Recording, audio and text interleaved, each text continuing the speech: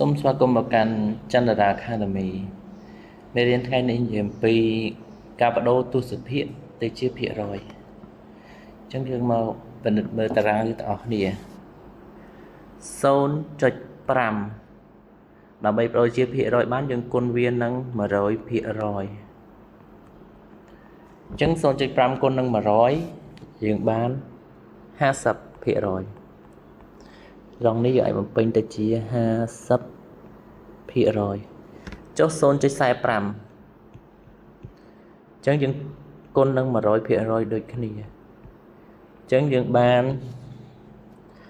45% ត្រង់នេះយើងបំពេញ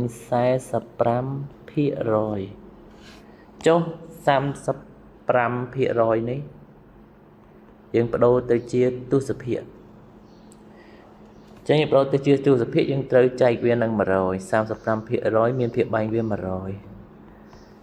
យើងយក35ចែក 100 យើងថែម 0 កាត់កាបៀស 0. ប្រមាណដែរចម្លើយគឺ 0.35 ត្រង់នេះយើងបំពេញ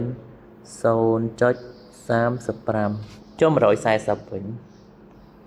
140% វាមានភាគបែង 100 ដូចលំហាត់ខាងលើដែរអញ្ចឹងយើងបាន 1. ប្រមាណពេលយើងចែកទៅ 1.40 ឬក៏យើងអាចសរសេរទៅជា 1.4